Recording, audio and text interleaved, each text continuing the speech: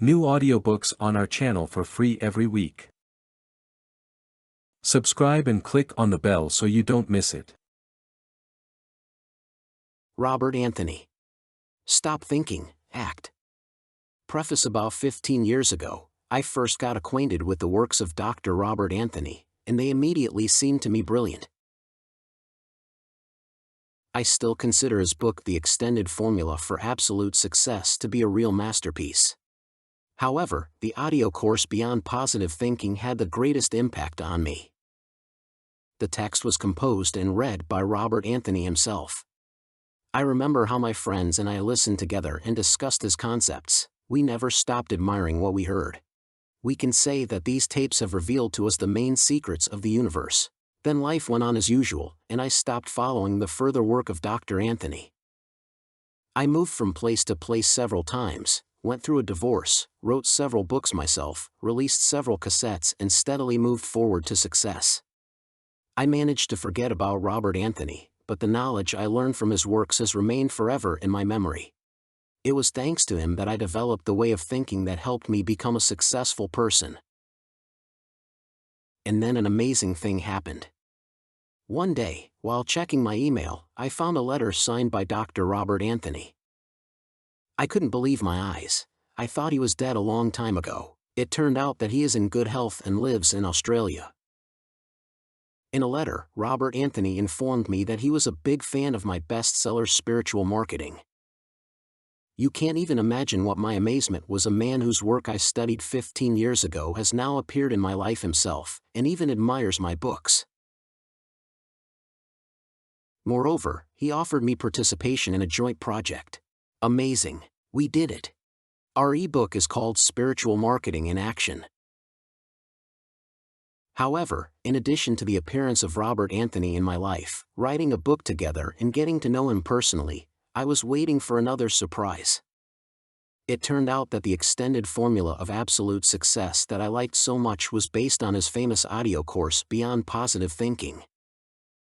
It became known to me that neither the book nor the cassettes were being released anymore, but Dr. Anthony had finalized the previous material and was going to reissue the book, as well as record a new version of the audio course. He asked if I wanted to take part in the recording. Imagine what kind of miracles do not happen.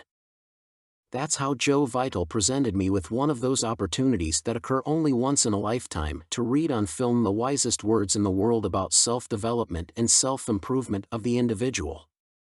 Readers of the book and students of the course liked this material so much that they bought several copies at once to give them to their relatives and friends. This knowledge changed my whole life. This is truly the holy grail of self-improvement. I hope you will learn as much wisdom from this audiobook as I did in my time. Dr. Joe Vitalia. Hello, dear listeners. You start listening to an audiobook that can radically change your whole life. Thanks to the completely realistic and practical approach that I propose, you will be able to make your reality what you wish. Everything you will learn here is based on time-tested and experienced psychological and metaphysical techniques and universal laws of success. Do these methods really help? I respect your intellectual abilities too much to make such statements unfounded and hope that you will take my word for it. The only proof of the effectiveness of the principles outlined below can only be the result that you will get if you use them. I can talk about them as much as I want, but only the result of their personal experience and real changes in life can convince you. If not all, then many of us have turned to special books, audio cassettes, courses, or seminars at least once in our lives, designed to teach success and getting what we want. They inspired us. We even started to change something in our lives, but after a few days or a maximum of weeks, everything was back to normal again. Why? Because all these books, tapes, and seminars don't tell you how to achieve stable change. Using the solutions they offer is like decorating a burnt cake with sweet icing.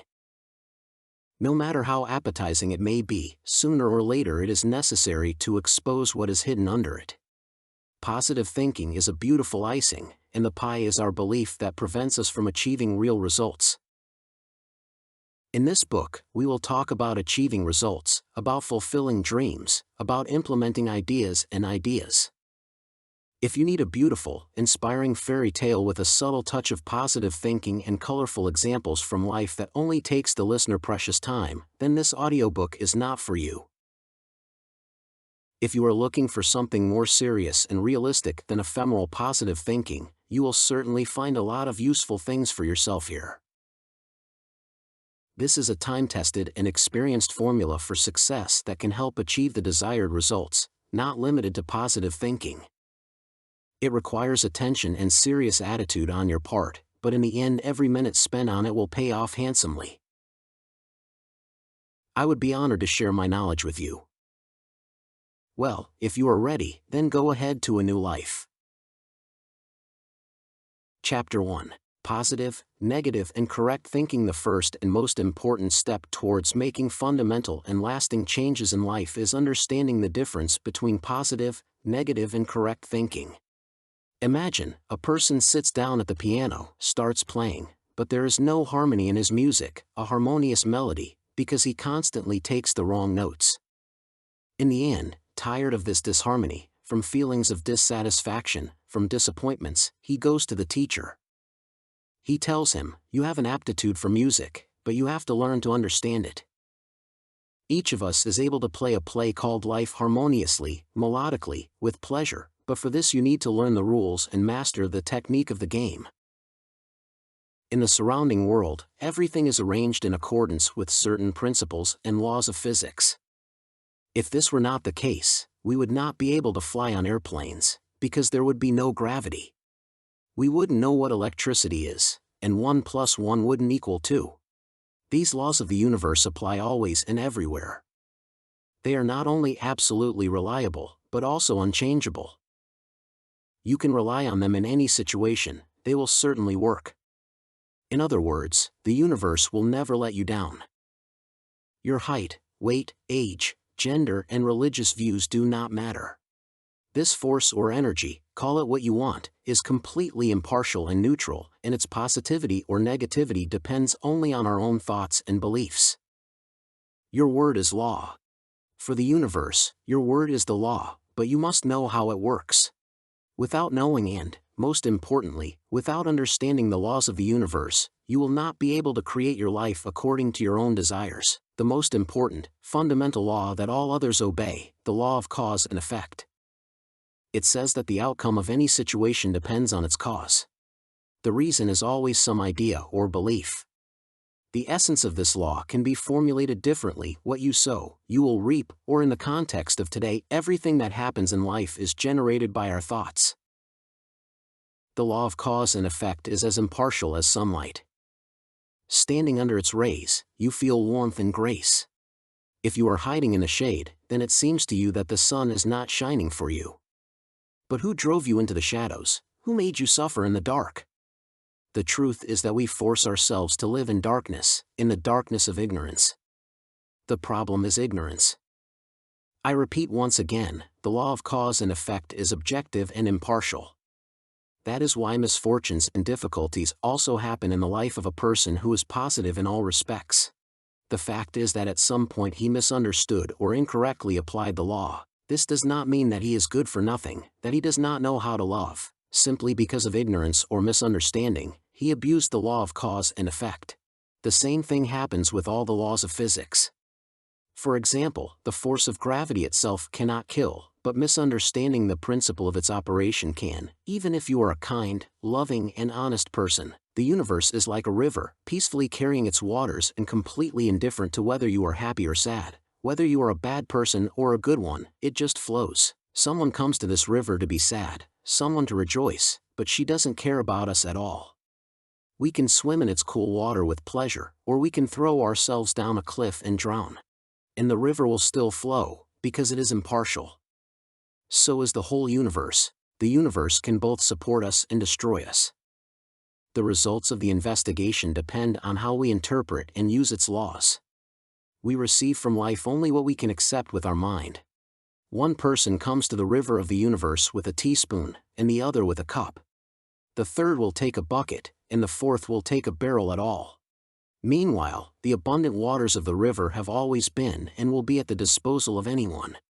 Our consciousness, our ideas, our principled position and belief system determine in what quantities we will draw the benefits of life. If you think poorly and come to the river of life with a teaspoon, then you can curse the miserable crumbs that manage to scoop it up until the end of your days. You can get angry at those who got more of life's benefits. Just remember, a bad word eventually hurts the speaker. The river of life flows forever, its waters are always abundant. At any moment we can come to her with a teaspoon, a cup, a bucket, or a barrel. The only thing that limits us is our own thinking. In fact, we can get anything we want, if only we stop convincing ourselves that it is not available to us. That's such a simple truth. Don't forget to subscribe to the channel so as not to miss new items. How do beliefs become a barrier?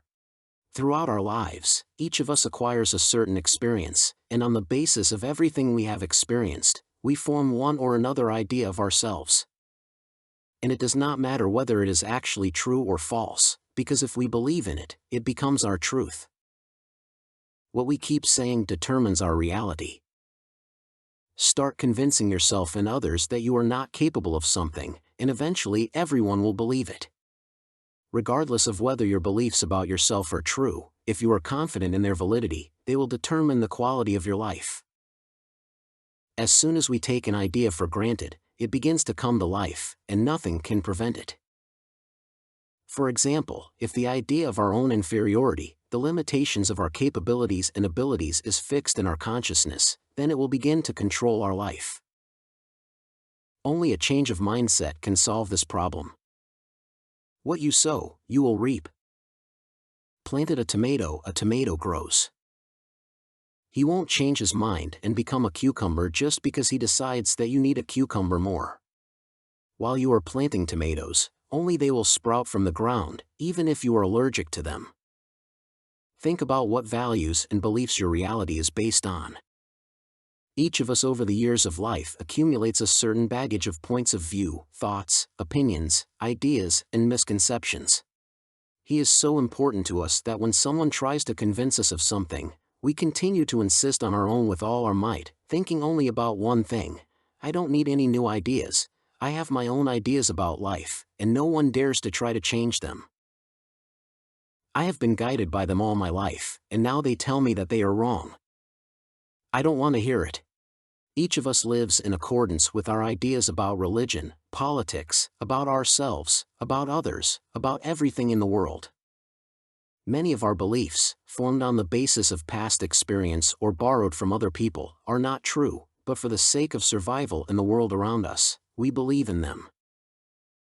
The instinct of self-preservation and the need for certainty are so great that we come up with our own rules for the game called life and convince ourselves that this is what it really is. Unfortunately, often our ideas about the world around us become an obstacle to self-realization, limit us, prevent us from succeeding. Free yourself from such delusions. The possibility of achieving success in life depends on whether a person is ready to give up his delusions. Diseases, poverty, failures, all this is the result of self-disbelief, conviction of the limitations of their capabilities. The saddest thing is that we are afraid to change our lives even when we realize that in some areas the situation is not the way we would like it to be. We hide in our psychological comfort zone to the last, no matter how destructive it may be for us.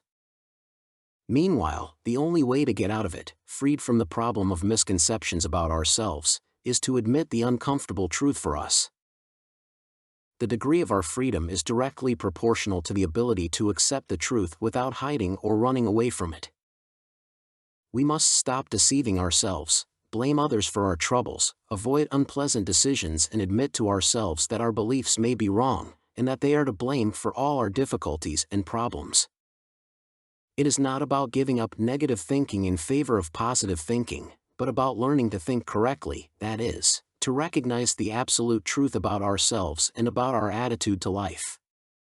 Correct thinking based on truth, and not on illusions, serves as the foundation that ensures the stability of the perception of the world as a whole. Both positive and negative thinking is filtered through our belief system. The correct thinking is based on the awareness of the true state of things in any life situation. Knowing the truth gives freedom. Whatever situation you find yourself in, always try to understand its true background. Step outside of your belief system and ask your higher self what is really going on.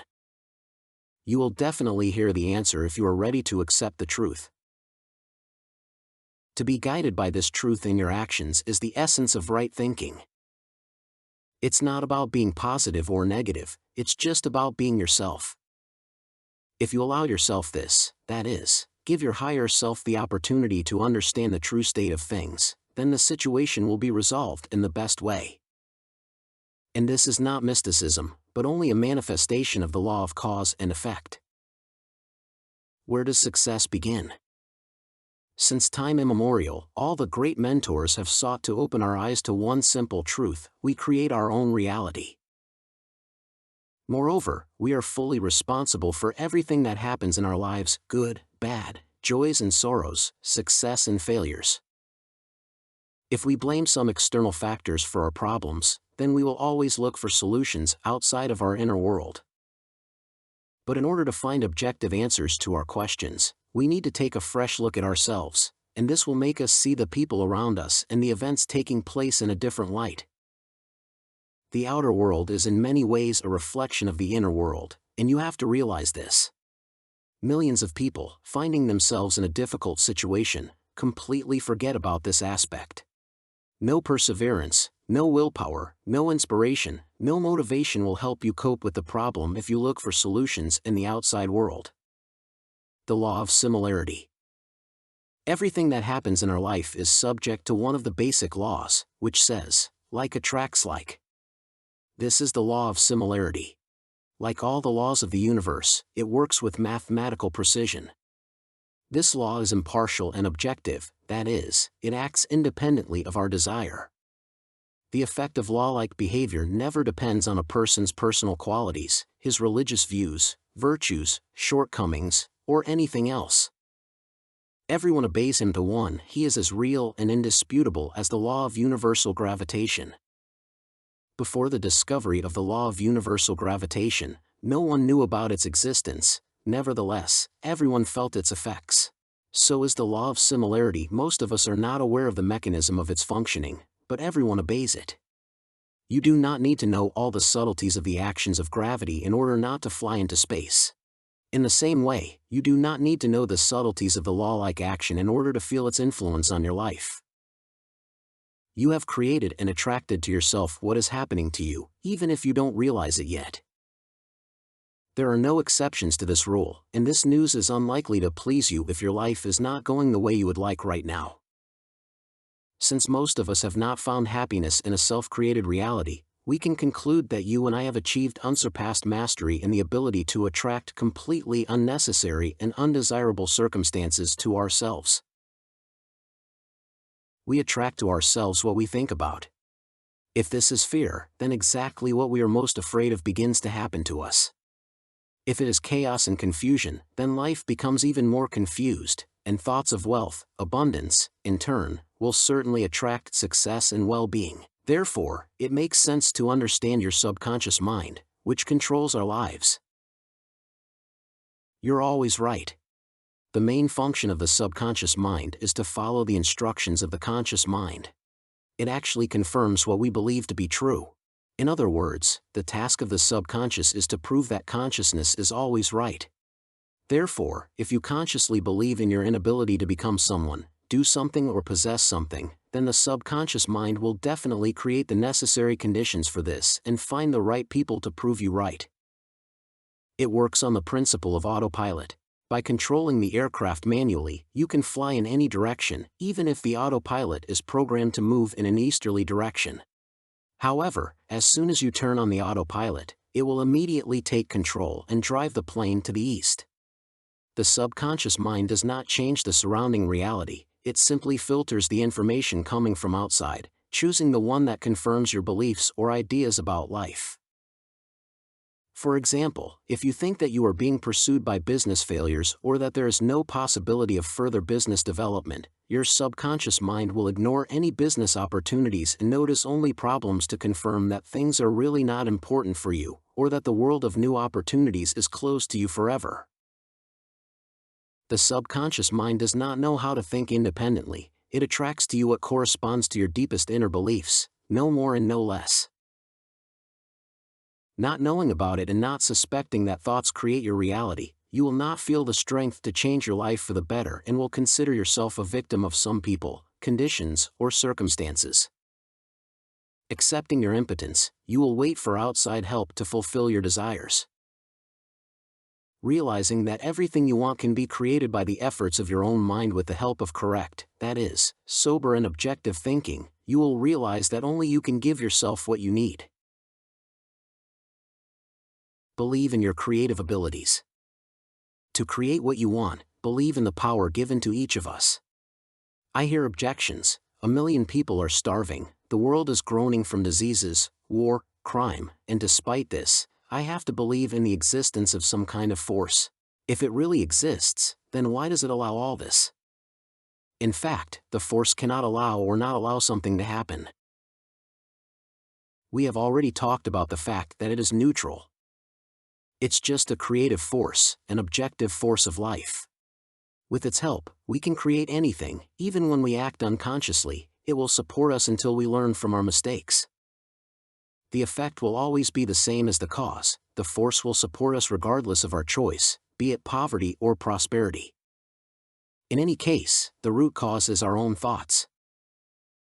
Thought controls power. We have already said that thoughts turn into reality.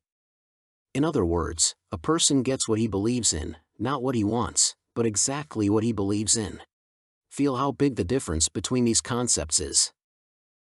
Once you think about something, the whole universe begins to move. This means that as soon as some thought, some idea is born in your head, some people or circumstances that contribute to its realization immediately begin to appear in your life. In fact, with your thought you provoke the events that are taking place.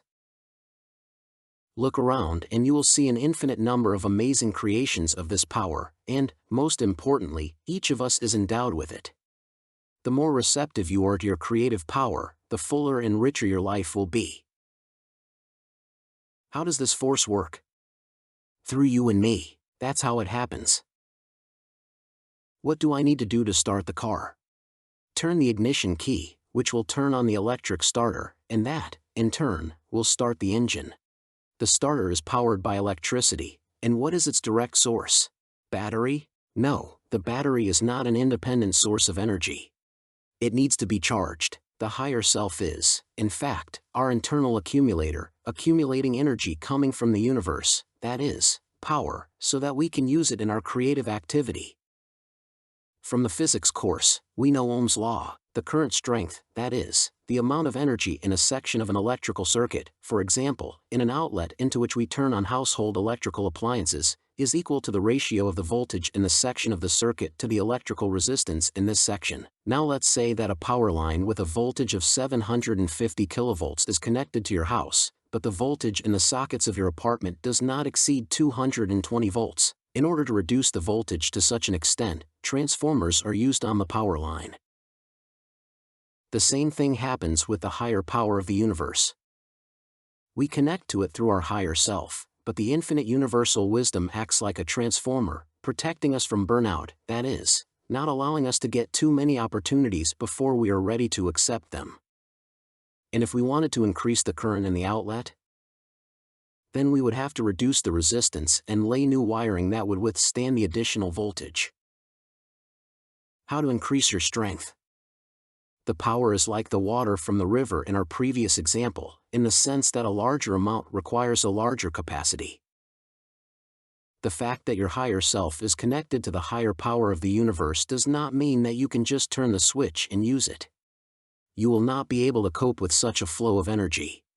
In order to gradually increase your strength and capabilities, you first need to prepare for a meeting with the creative universal mind. To do this, it is necessary to reach a higher level of awareness, that is, to form a new idea of yourself and your relationship with this force. With each step you will feel the higher power of the universe more and more and expand your creative possibilities. We are creative beings, and our potential is limitless. If you look at it, we are constantly creating something, often without even realizing it. Knowing our true self and how to develop inner strength will help us gradually transform the process of creation from the unconscious into the conscious. Conscious creation, unlike the subconscious, gives us the opportunity to choose. We often say and hear that a person chooses his own destiny, but in fact this is not entirely true. Hardly any of us consciously chooses inharmonious relationships, financial problems, or other unfavorable life situations. In most cases, we operate in the default mode, based on past experience and the established system of ideas and beliefs. The choice implies a conscious approach to the situation. If a person is driven by the subconscious, he cannot make a conscious decision, he acts on autopilot. Operate on autopilot. It means to be guided solely by the instinct of self-preservation. The subconscious mind controls our actions, and we are not even aware of what is happening.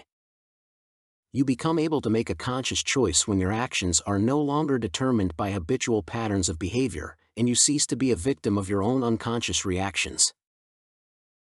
Until then, you live unconsciously, that is, you think, feel and act the way you used to think was right. If negative thinking at the subconscious level does not allow us to get what we want, then instead of eradicating it, we should just focus on the right thinking. Right thinking is thinking based on truth. Truth, by definition, is always right. There can be no growth without dissatisfaction. Your higher self always knows what you need most. You just have to declare your desire to live a better life. Understand that without dissatisfaction with the current state of things, growth and change for the better are impossible. Of course, it is very important to be present in the present moment and accept life as it is, but it is equally important to develop, to move forward from this starting point. Carefully analyze your feeling of dissatisfaction, and you will learn a lot about yourself. Life is a canvas with an ever-changing pattern. What will you depict on it? Need and deprivation? Remember, everything you draw will become your reality. Are you constrained by your own limitations? Have you ever noticed that in a circus, adult elephants are tied to wooden poles only with a thin rope, and small elephants are chained to securely metal poles deeply buried in the ground? This is done so that they do not try to escape. If the pole sits firmly enough in the ground, and the chain is strong enough, the baby elephant will not be able to go further than it should. Sooner or later there comes a day when he stops pulling the chain and gives up trying to escape. The metal pole is replaced with a wooden one, because they know that the animal is used to the idea of not being able to escape. We do the same by ourselves, limiting ourselves to our own delusions about our capabilities and abilities. It turns out that we are not limited by reality, but by our idea of it. I once had a cat who probably thought he couldn't jump high, so he never tried to do it. Having matured and aged, he simply forgot about his inability to conquer heights. One day, when I came home, I found him on the top shelf of a bookshelf, from where he managed to dump all the books and decorative trinkets. Apparently, in his feline senile dementia, he completely forgot about what he is capable of and what he is not capable of. And if we could grow old in a good sense of the word, maybe we would forget that we don't know how to do something or can't, and just do it. Knowledge of the rules of life. Understand that if your life is not going the way you would like, then false beliefs are to blame for this, preventing you from becoming who you could be. Unfortunately, most of humanity feels as if it is trapped. Looking around, we see suffering, poverty, hunger, millions of good and decent people who have to fight for the most necessary things. And it begins to seem that the world has gone crazy. People give up, unable to withstand this tension. They begin to believe that they have to take a piece from others in order not to starve themselves. Few of us look into our own souls to find an explanation for this chaos and a reasonable solution. Only some people are really trying to figure out the rules of the game called life. All the others, because of ignorance of life and themselves, are fussing, struggling, straining with all their might to get what they want, but they still don't work out. The game of life is life. It's really a game. Someone is playing a fight, someone is sick, someone is in poverty, someone has been proving his case all his life at any cost, someone is always late everywhere. But some prefer to play happiness, wealth, and excellent health. The main thing is to understand that each of us lives by the rules that he invented for himself, and that any game has its advantages. If it didn't bring us any pleasure, we would have stopped it long ago. Take a look at your own life. Try to understand what hidden advantage the disclaimer gives you. It would seem, is it possible to experience any positive emotions, constantly feeling like a victim of circumstances? Is it possible to enjoy the feeling of one's own weakness, inferiority, incompetence? It turns out that it is possible. It's all about remuneration or compensation. For example, choosing the role of a weak person for yourself, you guarantee yourself love, guardianship, and protection from others. This is the surest way to attract attention to yourself. If you play indecision, inability to make independent decisions, then you are protecting yourself from accusations in case of some mistake. In other words, if you are a character with your hands tied behind your back, then someone who will take care of you will definitely be on the stage next to you. Helplessness is actually a means of manipulating others. Everyone knows how great the power of weakness is. With its help, it is perfectly possible to force other people to act out the script written for them. Think about what compensation you get for your role. Many, for example, take advantage of their illness. Some of you may object, it's insensitive and cruel. You don't know what I've been through. No, it's not cruel. It's cruel to deny it. After all, with such objections, you admit that your illness has much more rights to determine your fate than you have yourself. The only question is, who gave the disease such power? If you are sick now, try to objectively analyze your condition. Do not regret, do not blame yourself. In general, try to forget about emotions for a minute. Just listen to what the disease can tell you. You should know that everything that happens to the body begins with the mind. A bodily ailment is a physiological reaction of the body to a mental state. The body will always tell you what is going on in your mind and soul. Let it become your teacher. It is curious that in our society it is considered perfectly normal to spend several $1,000s on rehabilitation after a heart attack. But if you spent the same amount on entertainment, you would be unanimously condemned or at best misunderstood. It seems that we have a complete mess with priorities. Maybe if we spent thousands of dollars on entertainment, we would have fewer heart attacks. Think about it. Having fun is reprehensible and wrong, and suffering from pain, is it quite normal and natural? Waiting. It's a trap. Why are we waiting for the right moment to become healthy, happy, rich, live to the fullest, open our own business, fall in love, communicate, sort out our personal life, in relationships with loved ones? Waiting. It's a trap. We are waiting for interest rates to rise, for the economic situation to improve, for people to change, for the holidays to go on a diet. There will always be a reason to wait, postpone, reschedule. What if help doesn't come? One day I met a girl. She was young, beautiful, and smart. She had everything one could wish for, but despite this, she tried several times to kill herself with alcohol and drugs. Do you know why? Because I couldn't get rid of the feeling of emptiness. She didn't realize that she could create for herself the reality she dreamed of. Instead, she kept waiting for someone to come and make her happy. But that someone never showed up.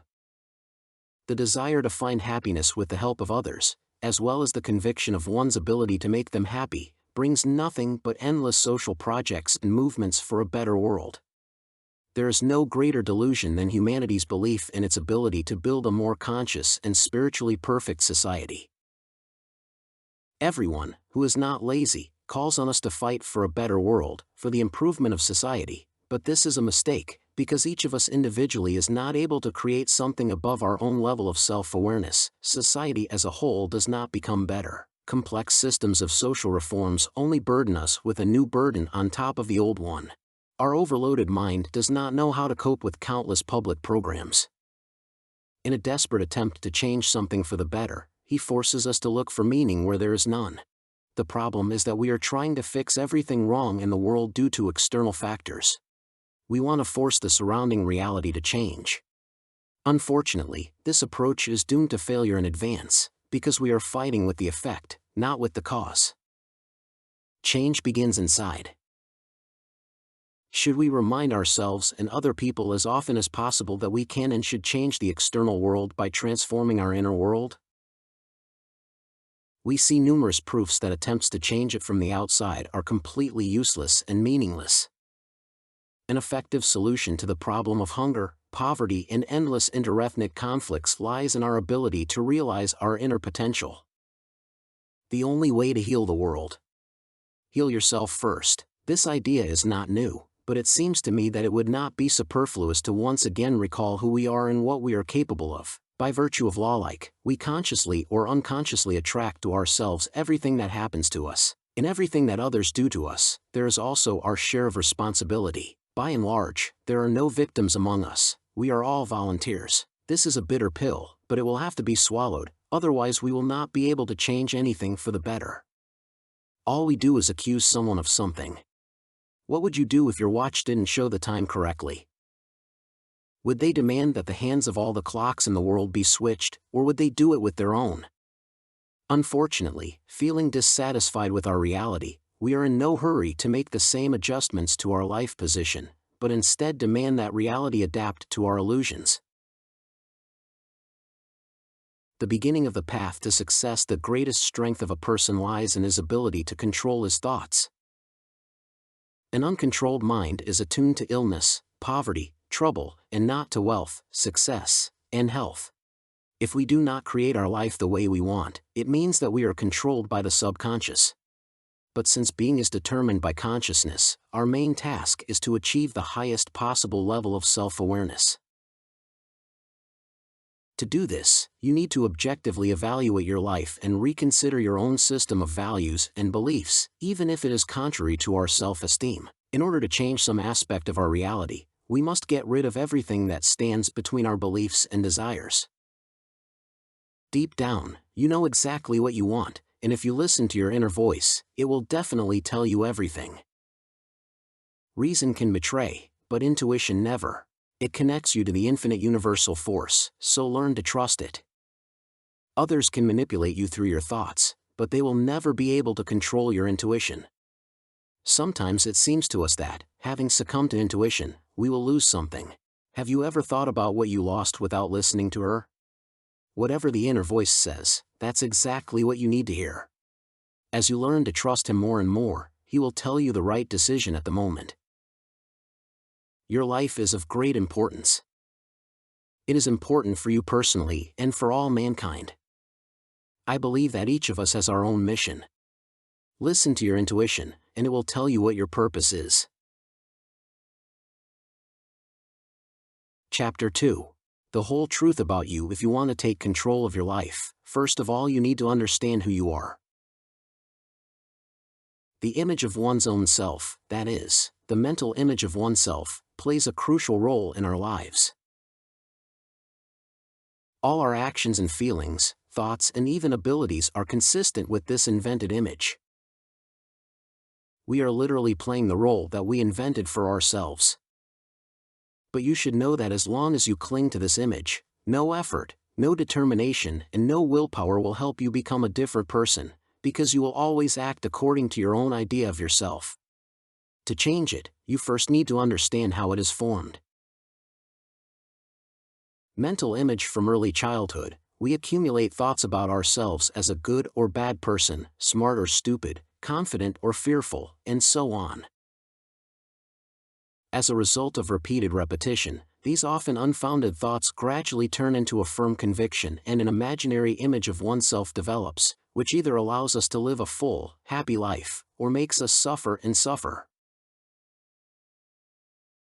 Each of us has a certain idea of ourselves, even if we are not aware of it.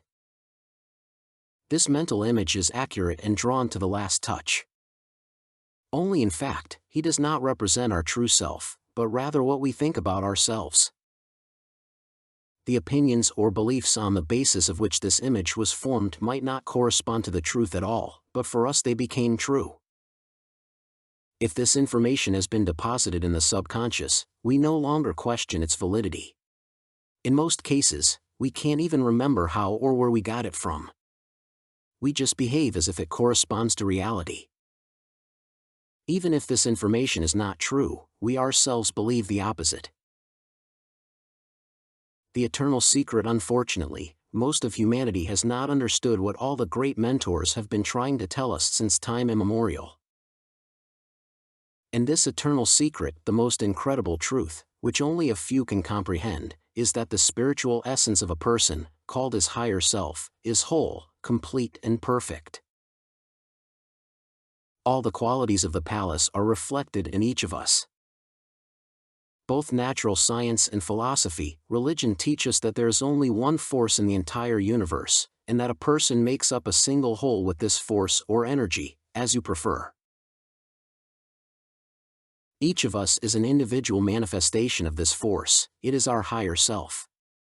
It is impossible to destroy your higher self. You can deny it, try to hide from it, lie about it, but the fact remains that this is me, our true essence. We must realize this and learn to direct it with the help of our thoughts.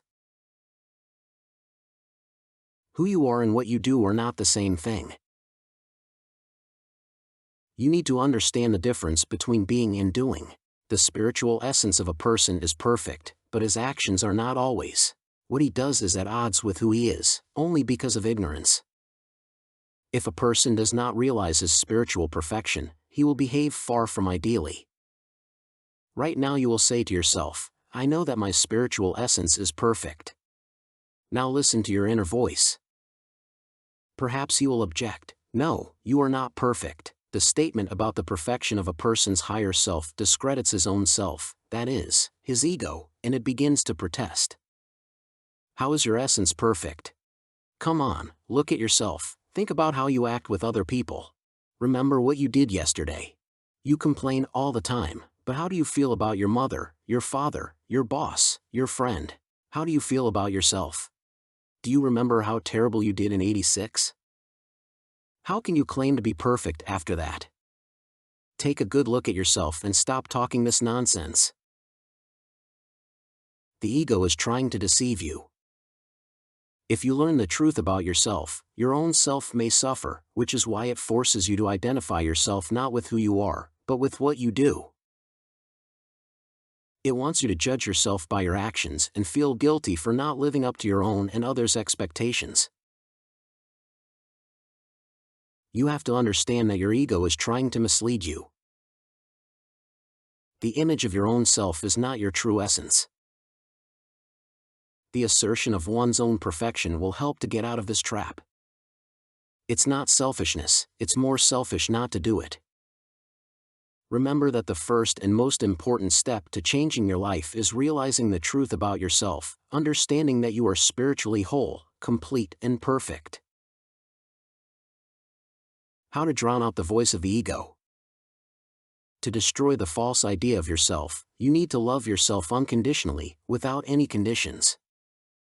Self-love is not identical to self-love or selfishness. On the contrary, it drowns out the deceptive voice of the ego. We must understand that being is determined by consciousness, that is, our beliefs materialize in reality. Our life is as we consciously perceive it. What happens to us is only what we are convinced is real.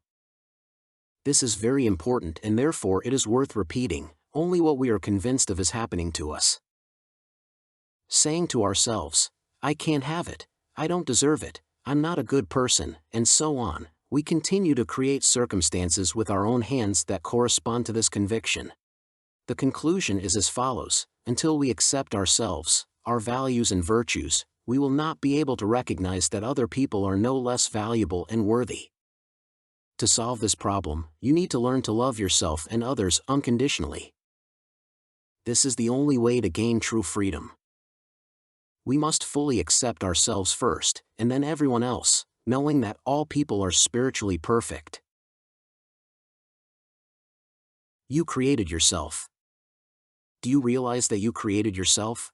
All character traits, manners, communication style, gait, facial expressions, gestures, even the way of thinking and ideas about life you borrowed from someone or invented for yourself. A role model could be parents or other family members, a favorite teacher, a friend, a character from a book or a movie. You could adopt character traits even from the person who did not cause you sympathy. Perhaps you felt discomfort or fear in his presence and began to imitate him to get rid of this feeling or to, say, cause it in someone else. Never reject yourself. Take a close look at the person you created with your own hands. Perhaps until now you didn't want to do this, realizing that you were just imitating others. It is not necessary to attach such importance to this. Understand that it is impossible to form a personality from some unique traits. We are all somewhat similar to each other, because we choose from the same inherent qualities of a person. Even if every feature of your personality is borrowed from someone else, you are still not a fake. You are unique because no one else has assembled these individual fragments into the same composition. Don't forget that there are only 8 notes in the octave. Nevertheless, hundreds of thousands of beautiful and unique melodies have been created from them. It's all about their combination. The fact that you have adopted some traits from other people does not make you less unique. And, most importantly, once you have created yourself, you can change yourself at any time. This process can continue indefinitely. It's not a problem if you suddenly find out that you're not really what you thought you were. On the contrary, understanding this is the first step to solving the problem. To change your life and eliminate everything that causes pain and discomfort from it, you first need to clearly realize that it is useless and pointless to reject or deny some part of yourself.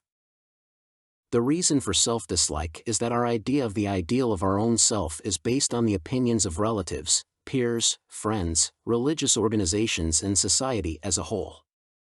It's sad, but we will never be able to become what we think we should be. From the point of view of psychology, this is a dead end. Freedom begins with self-acceptance. Falling into the net of our ego, we convince ourselves of our own incompetence, unreliability, stupidity and other shortcomings. This is called low self-esteem or inadequate self-image. Nothing will change until we make a conscious decision to change our thinking. The first and most important step towards positive change: accept yourself, love yourself for who you are, be yourself. Only when you love yourself, you begin to love other people. We often hear that we need to forget about ourselves and first of all love our neighbor. In fact, this is not the way out. First of all, you must accept yourself with all your mistakes, so-called sins, with all those moments when you felt stupid or behaved inappropriately. You have to be able to stand up in the face of the whole world and not make excuses. Only then will you be able to love yourself unconditionally. The idea of yourself governs your actions, and the result that determines your life depends on them. If you evaluate yourself by your actions and achievements, it will lead to nothing but disappointment. No matter how much effort you put in, you will still not be good enough for someone. Remember, you will always be a loser in someone's eyes. It is impossible to please everyone at once or even the majority. Think about the place in your life occupied by the desire to earn the approval of others, and understand one thing: you will never get it. You will not be able to please everyone, so learn to please yourself and love yourself for who you are. Don't identify with your failures. It's worth repeating again. Your spiritual essence is perfect, but your actions are not always like that. Your actions may succeed or end in complete failure, but you should not identify yourself with the end result, remembering that the person, it's not what he does or what he possesses. Success or failure is correlated with his actions, but not with his essence. Scolding yourself for some actions or inaction, reproaching others for not giving you something, you condemn yourself to suffering. And this is the way to self-abasement, to anger at yourself. If you look at it, then all our suffering, misfortune and anger at the world around us come from disappointment in ourselves because of non-compliance with our own or other people's expectations. Working with people prone to self-destructive behavior, I came to the conclusion that the main reason for such behavior is a feeling of self-hatred. This hatred is generated by the realization that they have not justified someone's hopes. Most of us evaluate ourselves by what we possess and what we have achieved. It seems to us that by failing, we are letting ourselves and others down. Having failed to meet the expectations of parents, employers, religious mentors, friends, loved ones, we come to the conclusion of our worthlessness, uselessness. This is called self-criticism. To criticize yourself means to think badly of yourself, condemning yourself for a perfect or, conversely, an imperfect act. You experience negative emotions. Self-criticism destroys the last crumbs of already scanty self-esteem. It does not carry anything positive, its consequences are entirely destructive. Each of us, of course, did some things that we later regretted. But at some point we have to stop dwelling on regrets and move on with our lives. We have to learn from the mistake and put thoughts about it out of our heads. As long as you are against yourself, you cannot be for someone. And to be against others means to be against yourself. Not only esotericists, but also psychologists agree with this. Nothing destroys a person like criticism of others. Suppressing someone else's individuality and undermining someone else's vitality is the worst manifestation of self-destructive behavior. Forget about the insults. How does it feel to have no regrets? Try to imagine for a minute that you have completely forgiven all your abusers, regardless of their degree of guilt. What feelings would you feel after that? I hope now you are beginning to understand that until you can forgive yourself or someone else, misfortunes, hardships and ailments will not disappear from your life. Many of us refuse to forgive other people's mistakes. Anyone who can take something away from us or offend us is a potential enemy. But in fact, no one can offend us without our personal participation. By and large, those around us have no intention of offending us at all. We tell them how to treat ourselves, and they just follow these instructions. Try to forget about all the insults right now, because otherwise they will destroy you. Yes, you say, it's understandable, but you don't know my situation. I was really cruelly offended. Maybe someday I will be able to forget about the insults, but not now. Understand that such thinking is more destructive for yourself than for your abuser. You know that it is impossible to get rich by taking offense at the wealthy. It is impossible to succeed by taking offense at successful people. It is impossible to become happy by taking offense at those who are happy. Not accepting anything says that you don't have it. In addition, emotional experiences are reflected in the physical state. You will not recover while you are angry at someone, because negative emotions reduce immunity. Remember, no matter who you resent yourself, because we are all one. Instead of being angry at those who have or do what you would like to have or do, it is better to learn from them. Let them become your mentors. Be closer to the masters of your craft, communicate with those who know life. Admire them, appreciate them, rejoice that they have what they need, and you will find the opportunity to have what you need. Many philosophical and religious theses are based on the premise that one thing is always better than another. A is always better B. Don't let yourself fall into this trap. Forget about what others think is right for you. Just remember that you are connected to a common source of power and you know what is best for you. The desire to please everyone is a psychological dead end. This story happened about 700 years ago. The great teacher, wise with experience, enjoying honor and fame, lay on his deathbed. His disciples and faithful followers asked him if he was afraid to die. Yes, the sage replied, I am afraid of meeting the Creator. How so? They were surprised. You have lived such a worthy life, you have led us out of the darkness of ignorance, like Moses led his people. You have settled disputes between us with the wisdom of Solomon. Hearing these words, the teacher quietly replied, when I stand in front of the Creator, He will not ask me about who I was like, Moses or Solomon, He will ask, were you yourself? As you can see, a person has been trying to be himself since time immemorial. Why hasn't he succeeded in this yet? Because he strives to please everyone at once. When we decide to live as we see fit, there are always dissatisfied and offended the boss, spouse, parents, children. At first, this decision brings only a feeling of loneliness and a feeling that everything is against us. But we answer only to ourselves. The opinion or approval of others does not matter. You are responsible for deciding to live in your own way. You are responsible for the results of your actions and for the circumstances of your life. The blame for your actions or inaction falls on your shoulders. It is not uncommon for other people's values and beliefs to diverge from yours. The inconsistency of your lifestyle with their ideas about what is right and what is wrong frightens them, because their whole life was built on these ideas. When opposing beliefs collide, an internal struggle begins. A person asks himself, maybe others are right? Does that mean I'm wrong? But someone who has known his essence cannot be threatened by other people's beliefs. Only a person who doubts himself and does not know his true self can be afraid of people who directly or indirectly threaten his value system. How do you feel about yourself? Tell me, do you love yourself? Do you trust yourself? Are you fulfilling your promises to yourself? Do you consider yourself a good person? Do you stay true to yourself in everyday life, or are you pretending to be someone, hiding your true nature? If you had a friend who treated you the way you treat yourself, also talked to you, also betrayed you, how do you give yourself?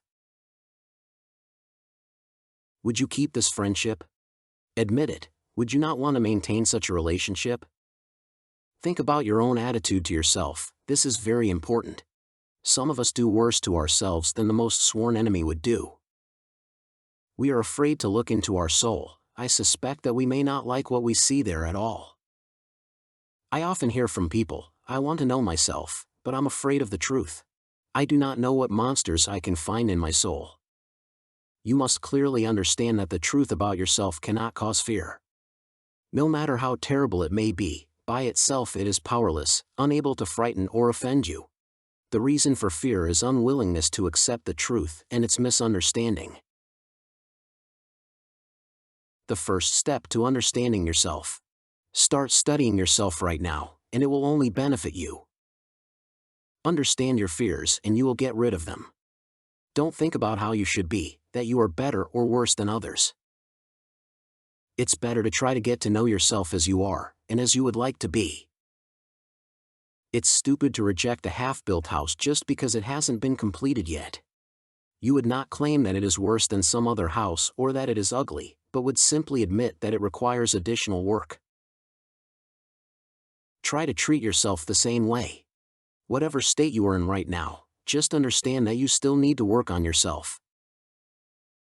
Be patient, but be firm and resolute in your constructive intentions. Self-esteem. This is exactly your own feeling, not someone else's.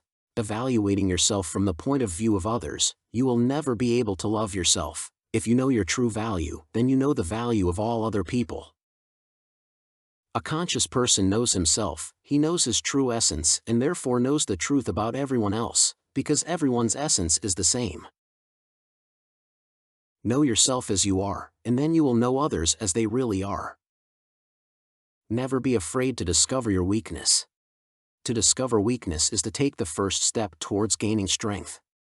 Remember, knowledge is always better than ignorance, no matter what you find out about yourself. No matter how bitter or unexpected the truth turns out to be, it is always constructive. Always remember this, especially when some new knowledge about the world comes into conflict with your established belief, which it's time to give up long ago, and you understand it yourself, but for some reason you persist. A wise man will always willingly sacrifice a piece of coal for a diamond. Find the courage to take this step, and you will embark on the path of self-improvement. To change your life, you don't need to ask anyone for permission. Don't ask unnecessary questions like, am I going to do the right thing by going against everything I was taught to believe in? Better say to yourself, let's see if I have enough perseverance and zeal for self-knowledge. The desire for personal freedom is the only search warrant you need. Think about what you are denying yourself. If you really decide to find out the whole truth about yourself and live your life as best you can, many people may not like it, because they have chosen a different path. Will you deny yourself wealth because others live in poverty? Will you deny yourself health, because millions of people suffer from incurable diseases. Think carefully about what you are denying yourself, and forget forever that wanting something is bad. We inevitably stumble on the path of self-knowledge, but all the so-called mistakes, blunders, sins or misdemeanors are not you. You must clearly distinguish between the concept of being and doing or having. Your essence. It's not what you do or what you possess. Rise above everything that happens in your life, realizing that these are only temporary circumstances that are constantly changing. At the same time, it is very important to understand that your higher self remains unchanged. If you identify yourself with your temporary state, you will begin to believe that your actions and what you possess are you. Perhaps this is the biggest mistake that a person is capable of. To understand the true greatness of your human nature, never identify what you possess and what you do with who you are. You must clearly understand where the performance is and where the actor is in order to take a direct part in all the events of your life, while not identifying yourself with your temporary role. There is nothing wrong with standing on the seashore, watching the ships disappear in the distance, provided that you just stand and watch from the side. But as soon as you begin to identify yourself with these ships, pain and suffering immediately arise. This is my ship, you say, and you worry about losing sight of it. I have to steer the ship, you say, and you begin to worry that someone else might take your place at the helm. Also with our mistakes and blunders. Impartial observation of them from the outside prevents painful identification with their temporary failures. The only authority is yourself. Starting to critically reevaluate your previous beliefs and honestly review your life, at some point you will realize that the only authority for yourself can only be yourself. Usually we wait for a hint from the outside, but in reality only we ourselves can know what is best for us to do. Have you ever wondered why some people are so easily deceived? A fraudster will never be able to deceive a conscious and sane person. Many of us cannot understand why they allow themselves to be used so easily. The reason lies in the voluntary refusal of the right to make independent decisions and in the unwillingness to be responsible for their own lives. But, as they say, give a finger the whole hand will be bitten off. Let someone make decisions for you, and they will begin to completely control your life. Why do you want to change your reality? It is easy to blame others for our troubles, but with this kind of thinking we bind ourselves even more, because we voluntarily set the limits of our freedom. Once again, correct thinking implies understanding the difference between what we possess or what we do and who we are, that is, separating the action from the performer. You exist in the world around you, but you don't let it live inside you. That's the whole secret. The boat should be in the water, not the water in the boat. Once inside, the water begins to pull the ship to the bottom, and in order to stay afloat, you have to bail it out at a crazy pace. Often we find ourselves in the abyss of circumstances that we create ourselves. Starting to sink, we see no other way to stay on the surface, except to fight with these circumstances and try to change them. Before continuing, let me ask you, why do you want to change your life?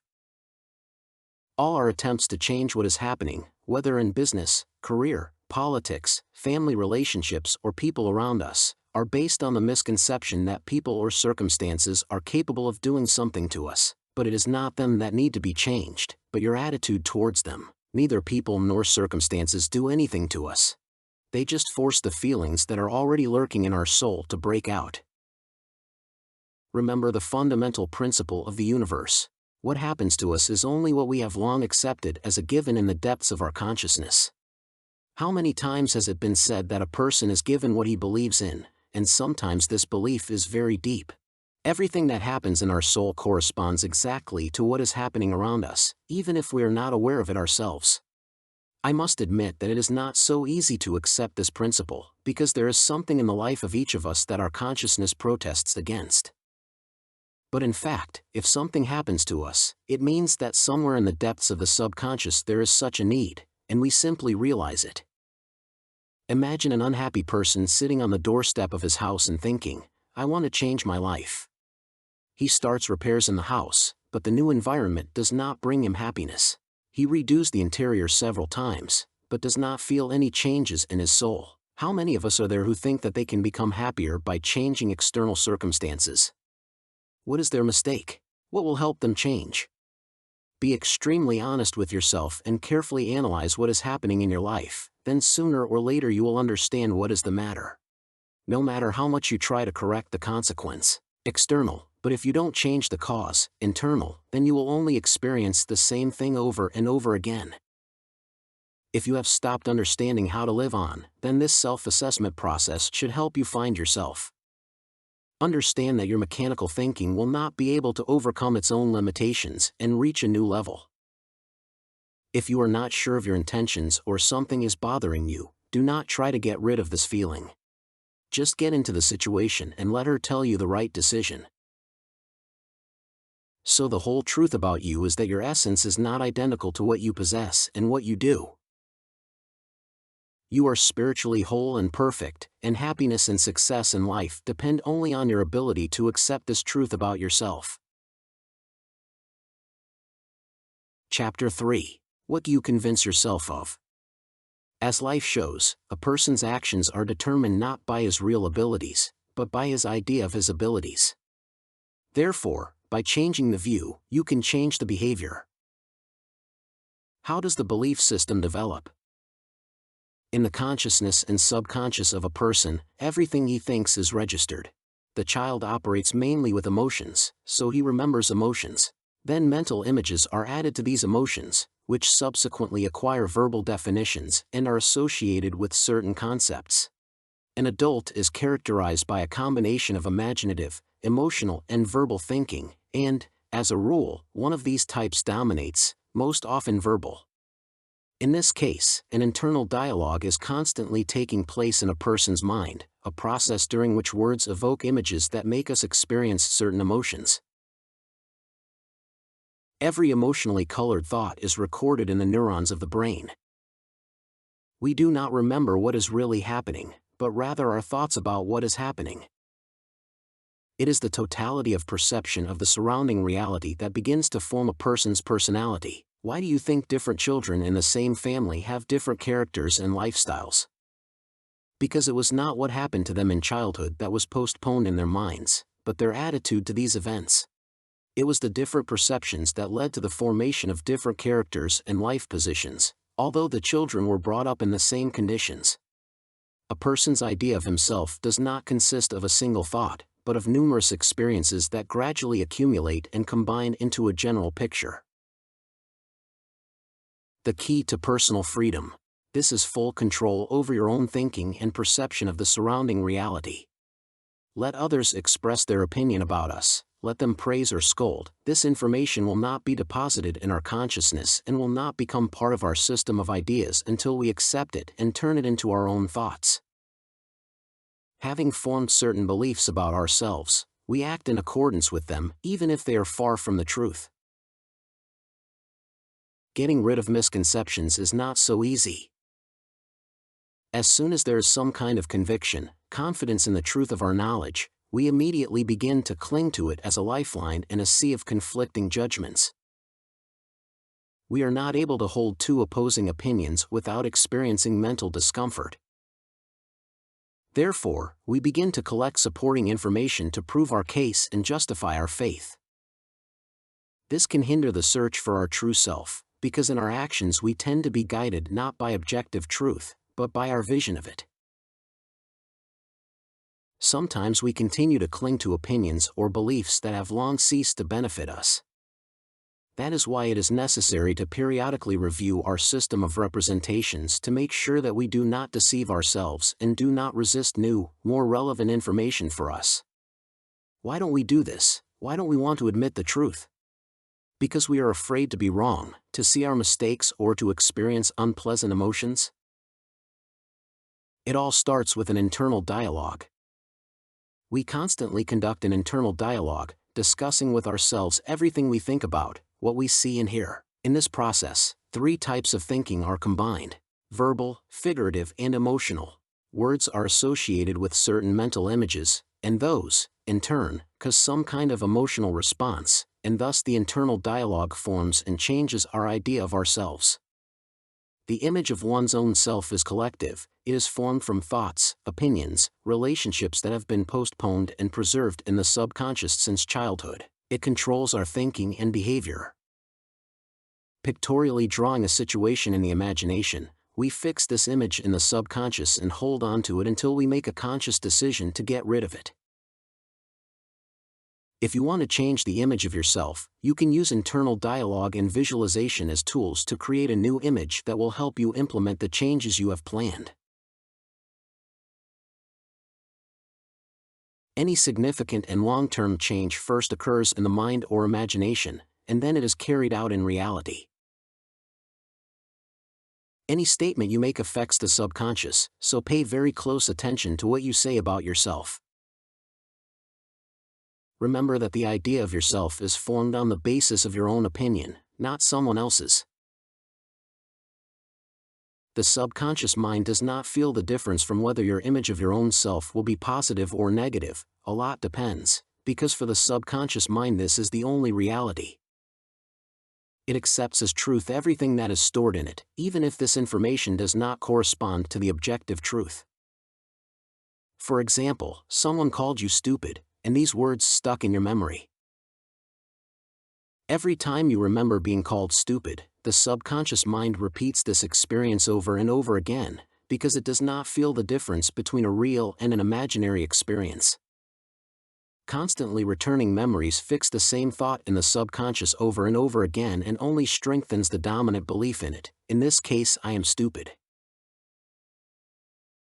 These thoughts accumulate and gradually form a system of ideas, which then begins to determine your actions. So it turns out that we ourselves brought trouble on our own head. The principle of inevitability, expecting a certain result from ourselves, other people, from the situation, we will definitely get it.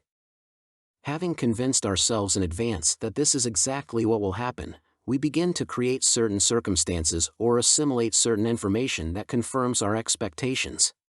And they are inevitably justified. This is called the principle of inevitability. Now you understand that with the help of internal dialogue, you can both strengthen the existing idea of yourself and change it for the better or for the worse. A vicious circle of self-persuasion. The image of one's own self influences the result of our actions. We always act in accordance with the idea of ourselves. We cannot act otherwise. You can try, but you will have to make a lot of effort to overcome the picture of reality that has developed in the subconscious. We automatically perform actions that are characteristic of the self that is depicted in this picture. And it, in turn, is the result of an internal dialogue. Each repetition of some belief about yourself adds another touch to the imaginary picture of reality. We automatically act in accordance with this picture, without even thinking about our actions. Then we begin to discuss this act with ourselves. This is typical for me, we say, and thereby make the colors in the picture even brighter. I always do this, we repeat, and only consolidate my own idea of myself so that next time I will do the same. It turns out a vicious circle of self-persuasion. That's what he looks like. I am aware of my actions and notice how their surroundings have been evaluated. I discuss these actions by myself through internal dialogue or repetitions of statements. As a result of the internal dialogue, my self-perception and attitude towards myself, positive or negative, is consolidated. The attitude towards myself in connection with these actions confirms the previously formed image of my own self, on the basis of which next time I will do the same again. Failing to meet their own expectations or confirming low expectations, many people fix negative experiences in the subconscious, repeating every now and then, "It didn't work out for me again, it's so like me, I can't do otherwise, it's always like this, nothing will change," and so on. It is worth some act to graze the established image of your own self, as we say, "I'm not like that, it's not like me."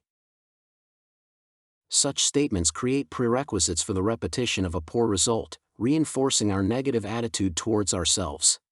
We will only have to justify our own expectations once again. How to increase the effectiveness of your actions. We must learn not to criticize ourselves in those moments when we do not meet our own expectations, because destructive self-criticism will not help us. How to increase the effectiveness of your actions. First, nip in the bud the first impulse to self-condemnation. Tell yourself, stop, stop. Then state, that's not like me. Finally, say the decisive words. Next time I will. Describe what you will do next. Forget about the current idea of yourself, about the negative attitude towards yourself. I am not at all urging you to ignore your own or others' mistakes, but you should not engage in self-deprecation and fixate on mistakes. Just tell yourself, next time I will do so and so. With this statement, you will immediately establish a positive feedback with your subconscious. Instead of a negative experience, it will remember a constructive attitude for the future. To consolidate the existing positive image of your own self or improve it if it is negative, imagine the desired result of your actions and stop thinking and talking about what you want to avoid. If you are satisfied with the result of your actions and feel uplifted, then try to consolidate this positive experience in your subconscious with the help of a constructive internal dialogue. Tell yourself, I am like this, it's like me. Positive internal affirmation is the best way to increase self-esteem and self-esteem. With its help, you consciously drown out the voice of the inner critic and protect yourself from negative opinions that others are trying to impose on you. How do you feel about yourself? The scope and variety of your life goals depends on the level of self-esteem. If it is low, you will attract negative influences that will hinder the achievement of your goals. See which clients you work with, which people you communicate with. In fact, there will always be people around you whose company you deserve. This applies to both friends and business partners. Take a look at the objects around you. Do you have what you think you deserve? This applies to cars, clothes, and housing. The level of quality of your life depends entirely on your self-esteem and attitude towards yourself. What labels have you put on yourself? Each of us attaches dozens of them to himself throughout his life. I am a good leader. I'm persistent. I'm shy. I'm good-natured. I'm friendly. I'm stupid. I am unbalanced. I am lazy. I am a beggar. Because we act according to our own self-image, these labels govern our behavior. Some of them are useful, but in order to grow and develop as a person, many of them will have to be changed. I repeat once again that we must pay very close attention to what we say about ourselves. The fact is that the ability to realize one's own potential is limited only by the idea of oneself. This limit has nothing to do with our true capabilities. However, we will always do only what we consider ourselves capable of. Therefore, we must consciously control our internal dialogue, otherwise it will control us. Opinions and judgments about oneself, that is, self-imposed labels, cannot simply be erased from memory, because they are stored deep in the subconscious. But they can be pushed out with the help of a positive internal dialogue. A new positive statement about yourself will turn into a dominant belief. And we, as you know, always act in accordance with the belief that dominates our subconscious.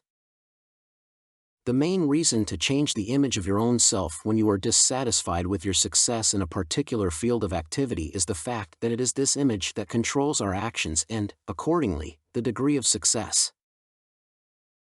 In our actions, we automatically obey the subconscious. Until our self-image changes, we will automatically repeat the same actions and get the same result.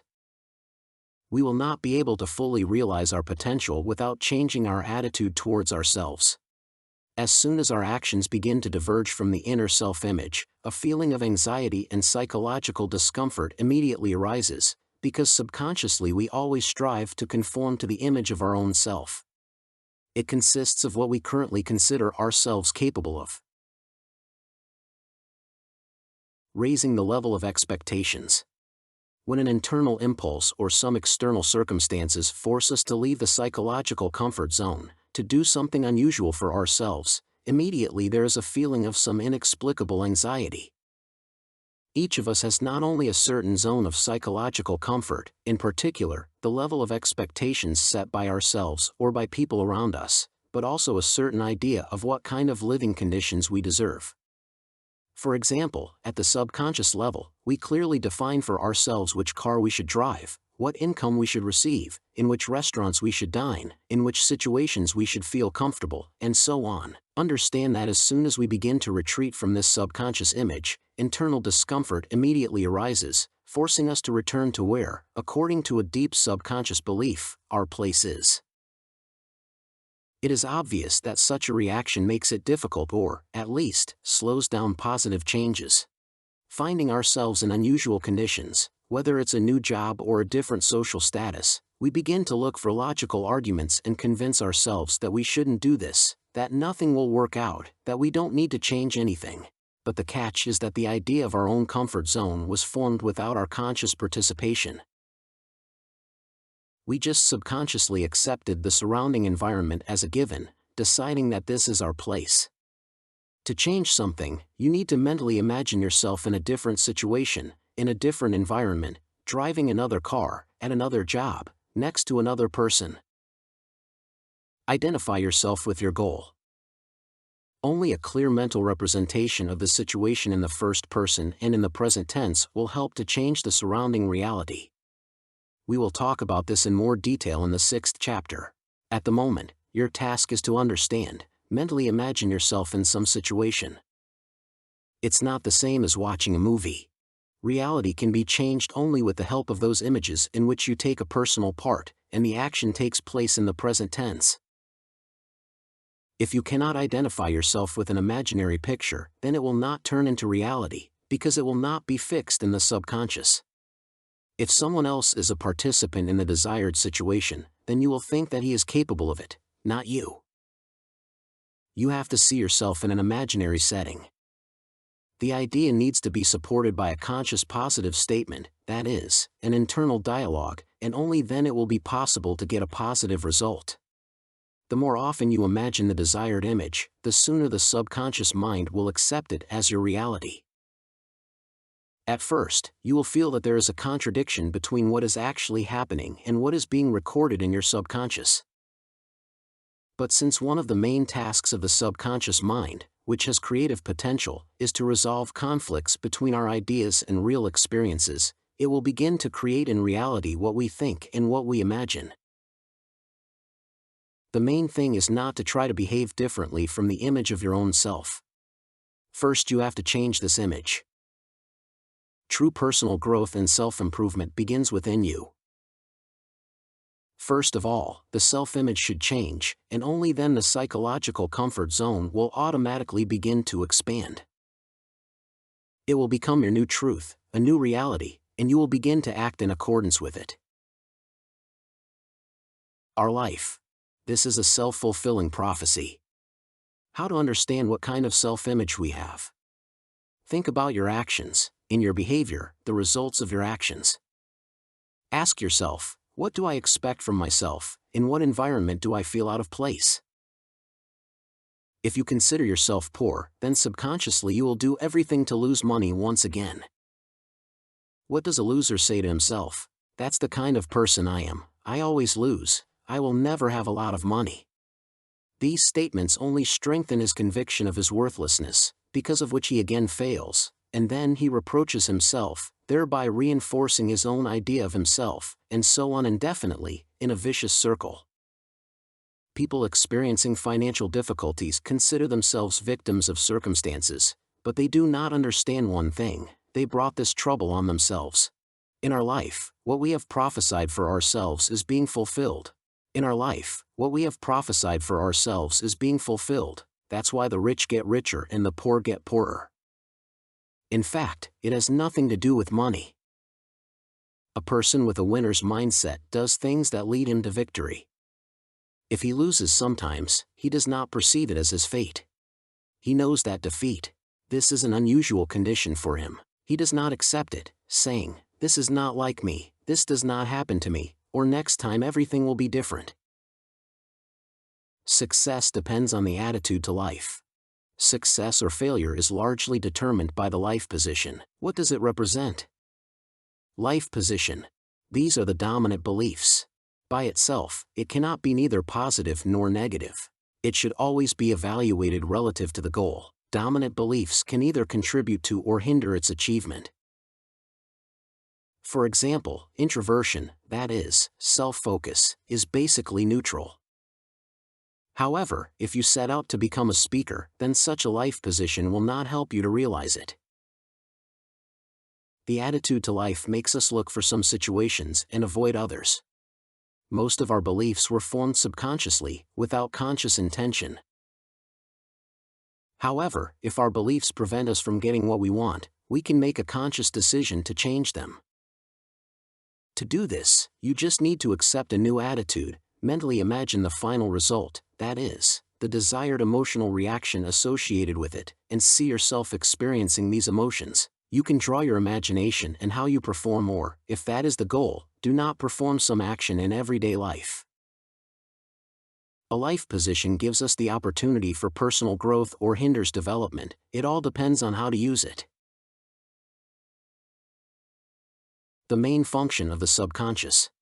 The main task of the subconscious mind is to ensure that our vision of the world around us is embodied in reality. It does not allow us to go crazy, trying to balance the perceived reality and the idea of it. Since it captures all of our thoughts, no matter how useful or dangerous they may be, we need to monitor their content more carefully. Do they correspond to the goals that are relevant to us? Do they help to carry out their plans? Our behavior is subject to the dominant beliefs in the subconscious, so we should pay special attention to which of them contribute to success and progress, and which do not. Each of us has a choice either to stay put, or, having made an informed decision, convince ourselves of the need for change. If you have chosen the second path, then you must mentally imagine yourself in a new image. Constructive internal dialogue and imagination will help you get rid of the invented limitations regarding your own capabilities and embark on the path of controlled self-development without unnecessary stress, tension, and any negative moods. It should be understood that each of us has both a collective image of his own self, and a number of more specific images for various fields of activity.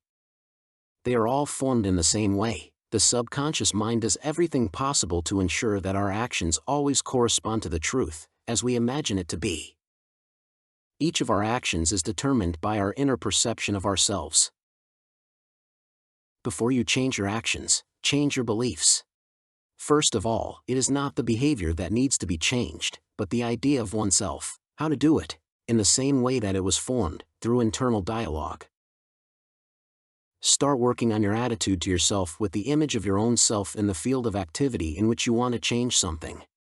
Consciously control the content of the internal dialogue, so that at the moment when some actions begin to fall out in the created image, say to yourself, "I'm not like that, it's not like me." Then consolidate the qualities inherent in your new self. I am a winner, I love people's lives, I am successful, I am sociable and friendly. Having achieved success, having committed an act that is not peculiar to the former self, consolidate through an internal dialogue the new attitude of I am. It's like a new me, I'm succeeding, it's easy to communicate with me, I'm friendly, and so on. These beliefs are deposited in the subconscious. It records not what is really happening, but your attitude to what is happening. What is deposited in the subconscious becomes your truth. Realization of a mental representation. Our thoughts are translated into reality.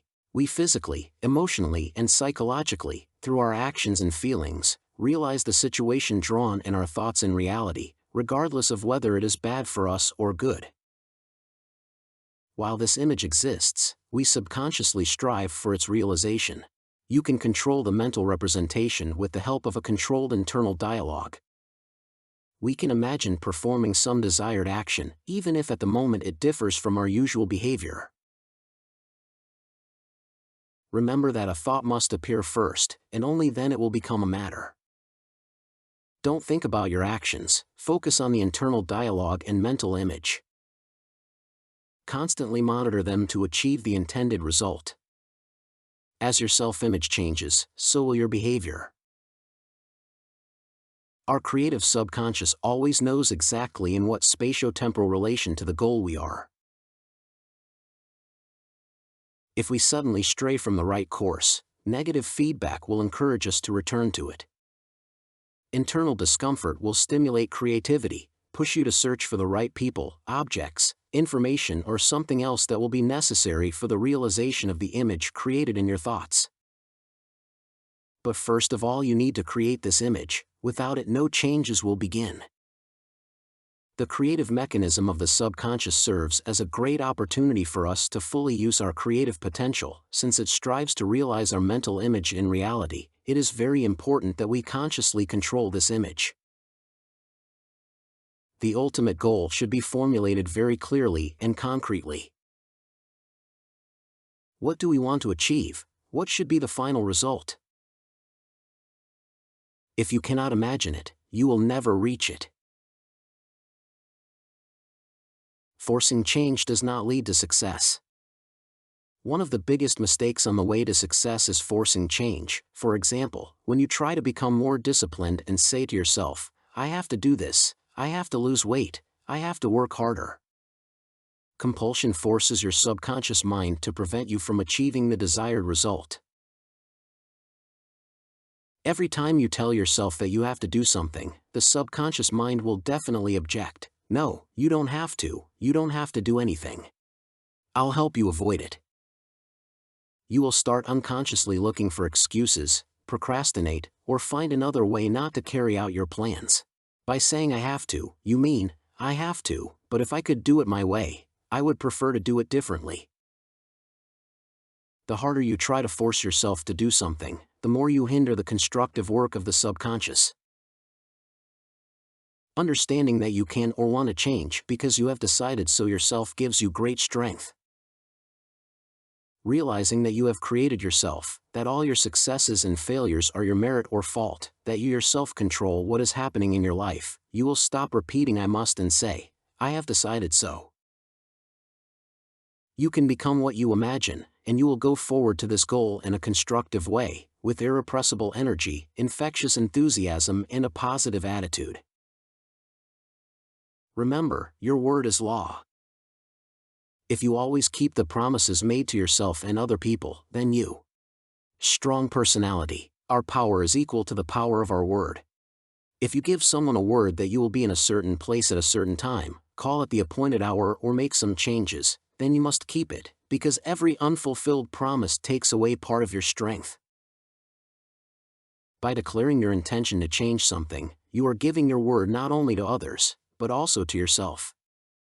Yes, you know that you can rely on yourself to keep the promise. With this power, with this feeling, with this faith, almost nothing is impossible for you, because you know that you can carry out your plans. The main thing, don't get hung up on what you don't want, and mentally focus on the desired result. Do not waste time imagining and fixing in the subconscious what you are trying to avoid. Instead of running away from the undesirable, it is better to strive for the desired. This is a sound psychological approach. We too often abuse a realistic approach to life. "I've always done that. I always behave this way and not otherwise. I'm like that, it always happens to me." The best advice I can give you is don't live in the past. Every moment gives you a chance to start over. What do you really want? Successful, lucky people always think about what they want and go forward to the intended goal. What do you want? You have to decide this for yourself. What makes you happy? Why do you go to work? Why are you studying? Why do you do this or that activity? What do you want for yourself? In fact, each of us just wants positive experiences. It's the feelings we're looking for, the main goal of any of our activities. This is primarily to experience positive feelings. The very events or objects we seek to possess are nothing more than an excuse. What is of interest to me? What do I do with pleasure? These are the key questions you should ask yourself. Once you understand this, and everyone has their own answer, the path to your goal will become much easier. Having set a certain goal and doing what we love, we attract to ourselves the people and circumstances necessary for its implementation. Consciously using such self-development tools as internal dialogue and visualization, you deliberately destroy your entire system of ideas about life. Understand that you will be irresistibly drawn to what you draw in your imagination. If the mental images concern only one area of activity, you will be obsessed only with it. To balance your life and not sacrifice one aspect of it for the sake of success in another, you must evenly distribute your goals. To begin with, determine exactly what your desires are and make them the main topic of your internal dialogue. Combining constructive visualization with positive internal dialogue is the most effective way to get off the ground and take the first step towards getting what you want. Dear listeners, write down what other books you would like to listen to in audio format. Thank you for your likes and comments. Don't forget to subscribe to the channel if you haven't already. We wish you all the best.